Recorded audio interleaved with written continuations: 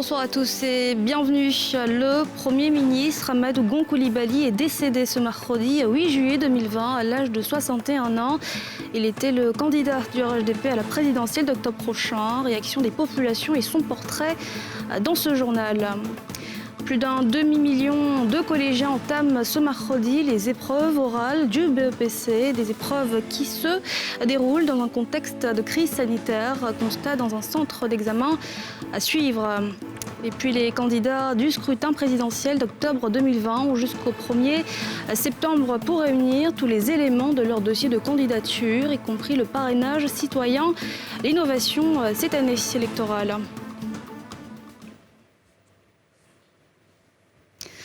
Le Premier ministre ivoirien Amadou Gon Coulibaly nous a quittés. Il est décédé cet après-midi dans une clinique d'Abidjan après avoir été pris de malaise durant le Conseil des ministres ce jour. Il était rentré en Côte d'Ivoire le 2 juillet dernier après un long séjour médical en France. Pierre Dipomela.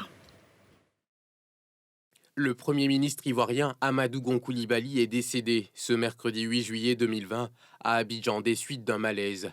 L'information est donnée comme un coup de massue à la télévision nationale par le ministre secrétaire général de la présidence, Patrick Hachi. Je viens vous faire la lecture d'un communiqué de son Excellence M. Alassane Ouattara, président de la République de Côte d'Ivoire. Mes chers compatriotes, la Côte d'Ivoire est en deuil.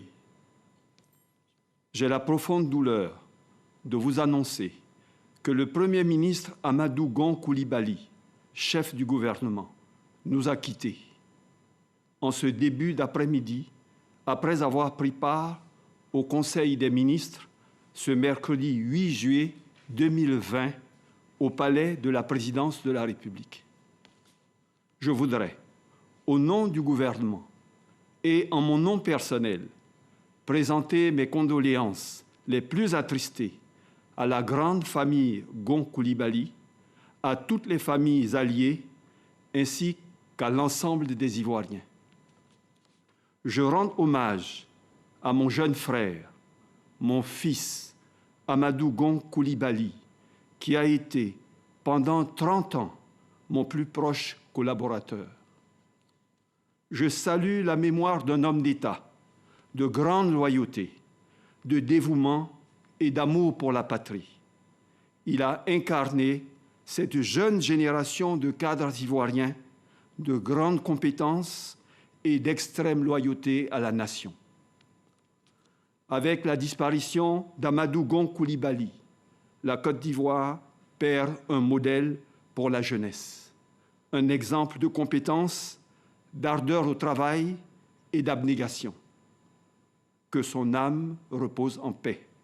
Fait à Abidjan, le mercredi 8 juillet 2020, Alassane Ouattara, président de la République de Côte d'Ivoire. Amadou Gon Coulibaly, ou Ouaraba, le lion, comme le surnomment ses partisans, est rentré de Paris il y a seulement 6 jours. Il a passé 2 mois dans la capitale française après un contrôle médical. Vous imaginez tous ici présents le bonheur qui est le mien d'être de retour au pays, à la maison. Je voudrais vous exprimer toute ma gratitude, ma reconnaissance pour votre soutien.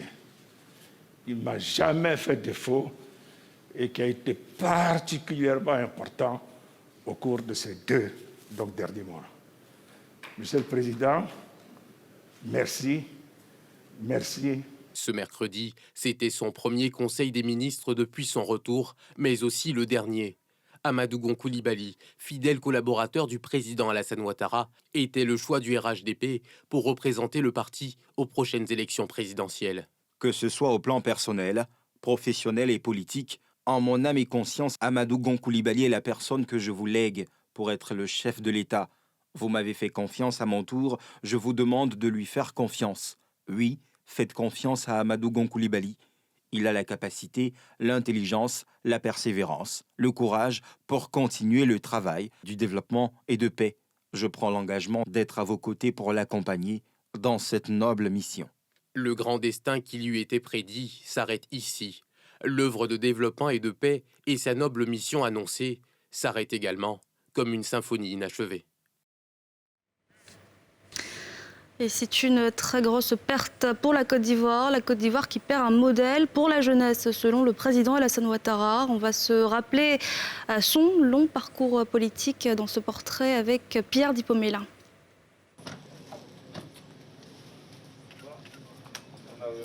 Le Premier ministre ivoirien et candidat du parti au pouvoir à l'élection présidentielle d'octobre, Amadou Gon Coulibaly, est décédé mercredi à Abidjan après le Conseil des ministres, à l'âge de 61 ans, a annoncé le secrétaire général de la présidence, Patrick Hachi, à la télévision nationale. Premier ministre depuis 2017, Gon Coulibaly a accompli toute sa carrière dans l'ombre du président Ouattara, dont il est l'un des proches et dont il a la confiance. Le conseil politique du RHDP l'avait désigné à l'unanimité comme le candidat du parti à l'élection présidentielle d'octobre 2020. Si ce choix était un secret de polichinelle, sa désignation sans vote par le bureau politique, une semaine après l'annonce du président de ne pas briguer un troisième mandat, était une surprise. Secrétaire général de la présidence de la République, de l'arrivée au pouvoir d'Alassane Ouattara jusqu'à sa nomination comme Premier ministre, ancien haut fonctionnaire et ancien ministre de l'Agriculture, il a été formé en France et maîtrise bien les circuits financiers internationaux. Gon Coulibaly est issu d'une grande famille de Korogo dans le nord de la Côte d'Ivoire. Il était à ce titre très influent chez les chefs traditionnels. Il a été maire de Korogo de 2001 à 2018. Dans les rangs du RHDP, certains mettaient en doute la pertinence de sa candidature, lui reprochant un manque de charisme. Pour ses détracteurs au sein même de son camp, il est un gros travailleur, un excellent Premier ministre ou ministre, mais ce n'est pas un bon candidat. Si un cacique comme le ministre de la Défense Ahmed Bakayoko, à qui certains prêtaient une ambition présidentielle et une rivalité avec le Premier ministre, lui a fait immédiatement allégeance, d'autres s'en sont abstenus. Sa désignation comme candidat du RHDP à la présidentielle d'octobre 2020 était un véritable challenge pour cet homme dont certains doutaient des capacités de meneur d'hommes pour gagner une bataille électorale qui s'annonçait rude. Le Premier ministre Gon Coulibaly était parti le 2 mai pour un contrôle en France. Greffé du cœur depuis 2012, Amadou Gon Coulibaly a finalement dû se faire poser un stent, mais a assuré être de retour en forme, alors que son absence prolongée avait déchaîné les passions sur les réseaux sociaux. Amadou Gon Coulibaly est pris de malaise ce mercredi lors de la session hebdomadaire du Conseil des ministres et décède après avoir été évacué dans une clinique d'Abidjan. Amadou Gon Coulibaly était marié et père de 5 enfants. Et puis des réactions à chaud d'Ivoiriens qui apprennent la triste nouvelle de la disparition soudaine du Premier ministre ivoirien. Beaucoup d'émotions, vous le verrez. Sincèrement dit, il faut dire que c'est une très grande surprise. Et vraiment, comme je suis musulman, chez nous on dit c'est Dieu qui donne, c'est Dieu qui reprend. Donc vraiment, pour l'instant, je suis sous le choc. Je ne peux que dire que Dieu ait pitié de son âme.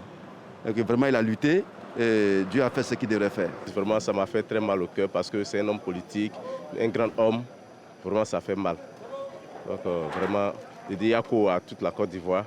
Mais ça fait beaucoup mal pour quelqu'un qui travaille beaucoup pour son pays, la Côte d'Ivoire. C'est malheureux de perdre un grand, si grand, tel que Gon Coulibaly, le Premier ministre de la Côte d'Ivoire. Il faudrait que Dieu nous redonne encore d'autres puissantes personnes pour ces travaux vraiment mérités de sa part. C'est une perte pour la Côte d'Ivoire. Voilà, je pense que ça va jouer sur le programme qui était par rapport au président, le programme qu'il avait prévu. Ça va jouer un peu, c'est tout. Ça va déstabiliser son programme. L'actualité, c'est aussi ce bilan toujours en hausse de la Covid-19 en Côte d'Ivoire. 310 nouveaux cas enregistrés ce mercredi. 2 nouveaux décès, 84 guéris. On écoute les précisions de Mamadou Samba. Point de la situation de la Covid-19 au 8 juillet 2020. Le ministère de la Santé et de l'Hygiène publique a enregistré ce jour, mercredi 8 juillet 2020, 310 nouveaux cas de Covid-19 sur 1841 échantillons prélevés, soit 16,8% de cas positifs, 84 guéris et 2 décès.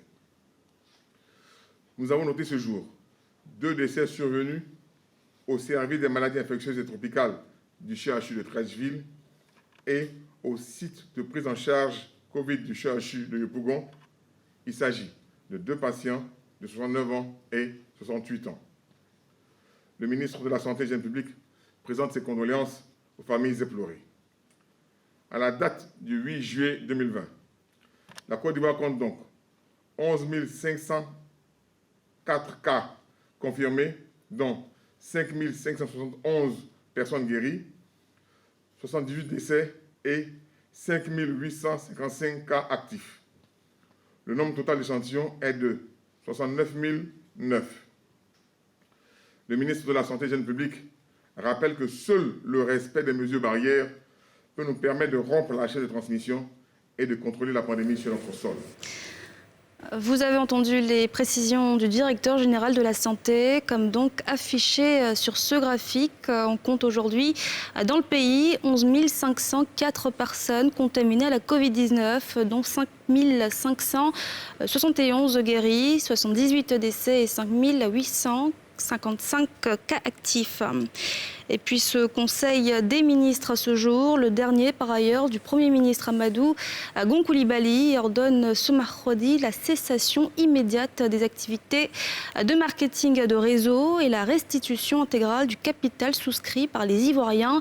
Sont concernés Cunet, Imoni, iCash, Crowd ou encore les tontines numériques. Pierre Dipomela. Les placements illégaux argent ont refait surface sous diverses formes en Côte d'Ivoire selon le porte-parole du gouvernement. Ces activités abusivement appelées marketing de réseau se déroulent sur Internet. Les promoteurs, eux, n'ont aucune adresse géographique. Les retours sur investissement sont si mirobolants qu'ils ont réussi à attirer près de 30 000 souscripteurs à ce jour. Le Conseil de ministres de ce mercredi appelle à une fin immédiate de ce placement financier d'un autre genre. Le Conseil a adopté une communication relative à la recrudescence des activités illégales de placement d'argent. En dépit des mesures arrêtées par le gouvernement pour lutter contre le phénomène de placement illégaux d'argent ou de sociétés dites d'agrobusiness apparues entre 2016 et 2017, de nouveaux acteurs ont vu le jour sous forme de marketing de réseau. Ces structures qui proposent des souscriptions en ligne assorties de promesses d'importants retours sur investissement par le biais de sites Internet n'ont pas de localisation géographique connue en Côte d'Ivoire, contrairement aux sociétés d'agrobusiness localisables par une implantation physique. Environ 30 000 personnes sur le territoire national ont souscrit au service de ces structures. Aussi, au regard des risques réels que présentent ces activités illégales de placement financier et dans le but de protéger l'épargne des populations, le Conseil ordonne la cessation immédiate de toutes ces activités ainsi que la fermeture des sites Internet concernés. Il enjoint également aux promoteurs la restitution intégrale du capital souscrit de chaque adhérent sous peine de poursuite judiciaire. Le Conseil invite par ailleurs les populations à plus de vigilance et de prudence en évitant toute opération de placement de leur épargne dans ce type d'activité. Ces activités rappellent insidieusement le phénomène du système Ponzi, aux ventes pyramidales, où seuls les premiers à investir perçoivent les retours sur investissement promis. Le système s'enrhume ensuite, mais aura déjà appâté et enfariné la grande masse de souscripteurs.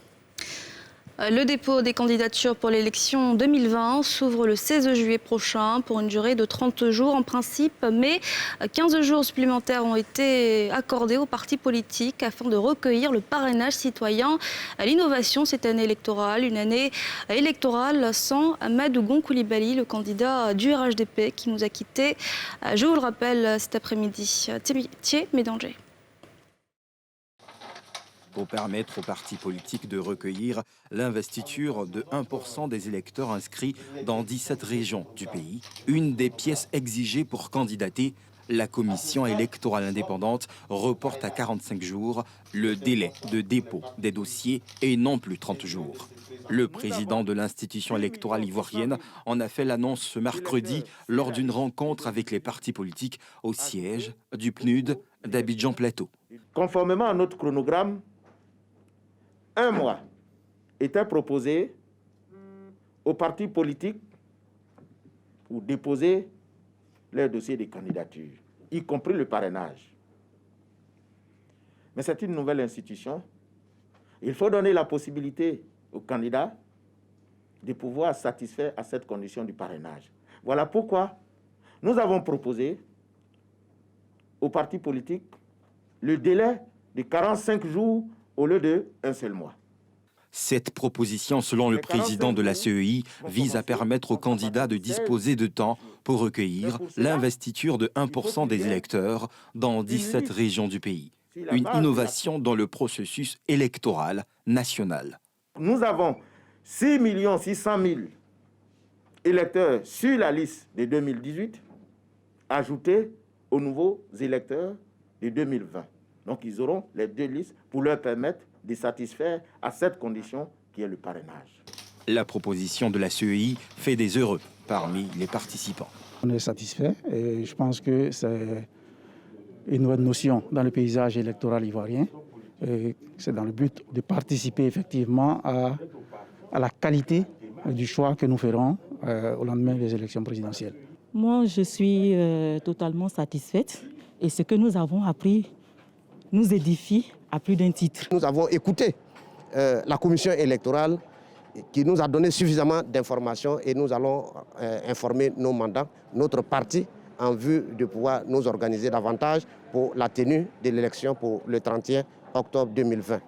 Lors de cette rencontre, la CEI a remis aux acteurs politiques des exemplaires de la liste électorale de 2018 et des statistiques, ce pour leur permettre de s'approprier le mécanisme du parrainage citoyen et avoir dans leur dossier de candidature 7 pièces exigées à l'élection présidentielle à venir. C'est parti pour les épreuves du BEPC. Les oraux ont débuté aujourd'hui et se poursuivront jusqu'au samedi 11 juillet. S'en suivront les épreuves écrites lundi prochain pour une durée de 3 jours. Des examens particuliers cette année puisqu'ils se déroulent dans un contexte de crise sanitaire. Salif Yalekwe. What's your English teacher's name? What is the name? Your teacher's name? Emmanuel Tanguy Foda, face à son examinateur, passe en revue le texte qu'il a parcouru quelques minutes plus tôt. Nous sommes de plein pied à l'oral du BEPC qui a débuté ce matin. Deuxième phase des examens à grand tirage, après les épreuves physiques. Contexte sanitaire oblige, le port du masque est obligatoire. Après son passage, il en ressort satisfait, comme ses autres candidats qui composent ici au lycée classique d'Abidjan-Cocody, Centre 2. J'ai choisi un test qui parlait d'un joueur de football. Tout s'est bien passé. Je souhaite avoir mon BPC avec remettre la mention bien ou assez bien. Ça s'est passé bien, mais en tout cas, avec Dieu, ça va aller. Tranquille, pas de stress, c'est que le mieux est devant. Et voilà, toutes les chances sont de notre côté. Au niveau des enseignants, l'on juge le niveau des candidats. Je suis un peu surpris par le niveau des élèves, ceux qui sont passés, vraiment le niveau est très bon. Mais il y a d'autres, vraiment, malheureusement, ils ne font pas le poids. À la mi-journée, le chef de centre fait un point. Nous avons désinfecté les salles et ce matin, nous les avons fouillés, tous ont porté le cache-nez.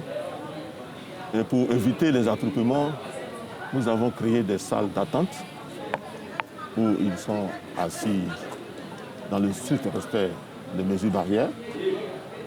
Et dans la salle d'attente, l'interrogateur vient les chercher en tour de rôle.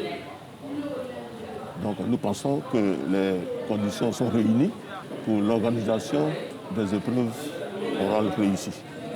Tout support de communication est interdit, même dans l'enceinte de l'établissement.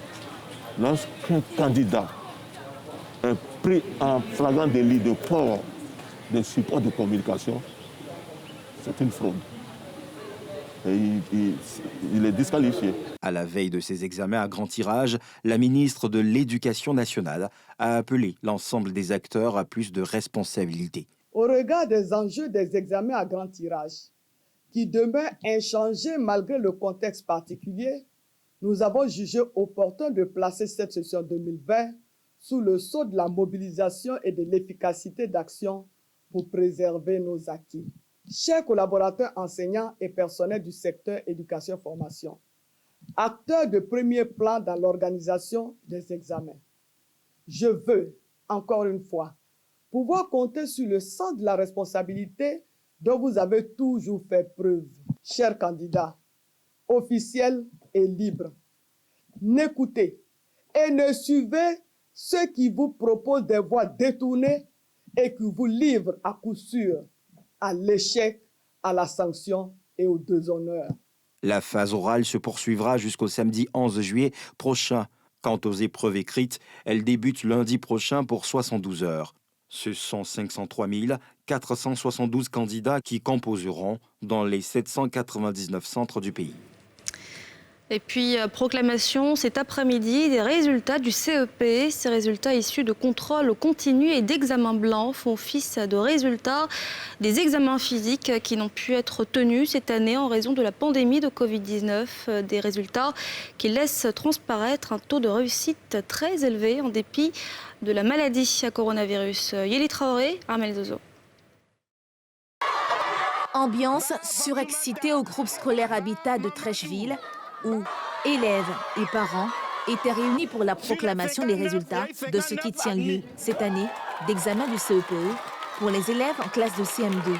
Sur décision du ministère de l'Éducation nationale, les contrôles continus et examens blancs ont servi de base de calcul de la moyenne d'admission au certificat d'études primaires élémentaires, accroissant du même coup le taux d'admission au grand bonheur des élèves admis et de leurs parents. Je suis très heureuse d'avoir mon entrée en 6e. Je dis merci à mon maître, M. Lucien, de m'avoir aidé à avoir mon entrée en 6e. Je suis tellement fière de moi. J'ai eu mon examen l'année prochaine, je passe en classe supérieure. Bon, c'est avec un sentiment de joie que je suis venu prendre le résultat de mon fils. Vraiment, c'est tout ce qu'on attendait. C'était d'avoir une année propre, une année scolaire propre, bien finie, et Dieu merci. L'inspectrice de l'enseignement primaire de Trècheville, qui a supervisé la proclamation des résultats, explique les efforts fournis par le département de l'Éducation nationale pour permettre aux élèves de suivre les cours en dépit de la crise sanitaire. Il faut dire que cette année scolaire a un profil assez spécifique dû à la pandémie que nous connaissons tous. Et Madame le ministre, très prévoyante, a mis sur pied un genre d'ordre de bataille contre la pandémie, bien entendu, mais une bataille pour gagner, pour sauver surtout l'année scolaire. Mais l'école était fermée, les livres n'étaient pas fermés. Vous avez tous vu avec nous que les enfants sont restés en contact permanent avec l'école à travers la télévision, à travers nos programmes qui étaient mis en ligne, suivis par les parents et les élèves dans toute la Côte d'Ivoire. C'est un processus qui a porté des fruits. Au niveau des classes d'examen, c'est-à-dire le CM2, nous avons 4 contrôles continus. 4 contrôles continus, dont 2 compositions et 2 examens blancs. Nous avions déjà évacué 3 contrôles quand la pandémie est arrivée dans notre milieu. Et Madame le ministre nous a rassurés. Elle nous a dit qu'il fallait qu'on ne baisse pas les bras, qu'elle fera ce qu'elle pourra pour que l'année scolaire soit sauvée. Et ça a été effectif. Au groupe scolaire Habitat de Trècheville, le taux d'admission est de 100% contre 90% l'année dernière. Au niveau national, 583 541 candidats étaient concernés par cet examen, dont 6 596 candidats libres qui ont, eux, physiquement planchi sur leurs épreuves le 23 juin dernier dans 41 Rennes, direction régionale de l'Éducation nationale. Le taux de réussite nationale sera disponible après compilation des résultats, établissement par établissement.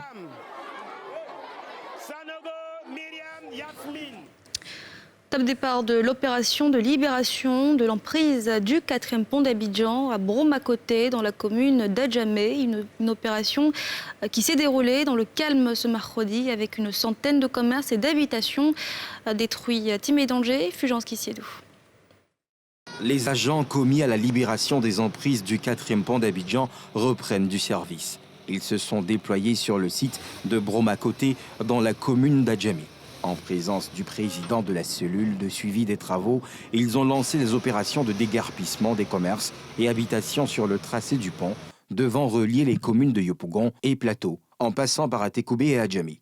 Sur le terrain, les occupants ont plié bagages, de quoi réjouir le représentant du préfet d'Abidjan. Ceux qui devaient percevoir l'argent ont perçu leur dû. Donc ce matin, vous constatez que les bâtiments sont vides, les occupants sont partis, tout le matériel a été enlevé, donc il n'y a plus personne. Peu avant 8 h ce mercredi, l'administrateur civil donne le OK. Les démolitions démarrent. Sur le flanc droit, tout se passe sans accroc. Les seuls occupants à faire de la résistance se signalent sur l'aile gauche de l'emprise, sur le site de ce centre, pourtant pris en compte dans les indemnisations. Ils ont déjà signé, ils ont déjà perçu leur indemnisation. Pour la mosquée, ils ont perçu depuis 2019. Pour l'école, ils ont perçu depuis juin. Donc, ils reconnaissent avoir reçu l'argent, mais ils voulaient qu'on leur donne un délai supplémentaire pour pouvoir quitter. Des barricades érigées sont levées. Le bulldozer force le passage et assomme l'immeuble.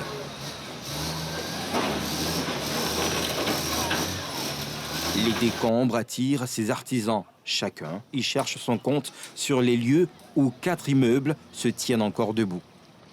Il y a quelques contentieux, donc nous sommes en train d'évacuer ces contentieux. Il y a un bâtiment qui ne sera pas enlevé également. Il s'agit d'un PAPS qui n'est pas présent sur le territoire, donc on ne peut pas négocier avec lui pour le moment pour l'indemniser. Broma-Côté est la deuxième emprise du 4e pont d'Abidjan à être déguerpie. Ces emprises font au total 2 hectares. Elles permettront l'accès en venant par le plateau au 4e pont. C'est une bretelle d'accès à l'ouvrage principal. Après la libération de la zone de Broma-Côté, nous allons libérer maintenant Yopougon. Au niveau de Yopougon, nous avons 3 échangeurs qui enjambent les voies principales de la commune de Yopougon. Il s'agit de la voie de Bel-Air, de la voie de la Poste Trois-Rouges et puis de la voie du 16e arrondissement Yopougon, Sikoji. Avec son viaduc d'accès de 1400 mètres et 7,2 km de route, avec 3 échangeurs sur les voies principales et 3 bretelles à la traversée du boulevard de la Paix, le 4e pont d'Abidjan va réduire surtout les embouteillages entre Yopougon, Plateau, Adjamé et désengorger l'autoroute du Nord. Avant de vous quitter, nous avons une très forte pensée pour l'entourage d'Amadou Gon Coulibaly, grande figure politique qui nous a quittés ce mercredi 8 juillet 2020 à l'âge de 61 ans. Et c'est la fin de ce journal. Merci de l'avoir suivi. Excellente soirée à tous.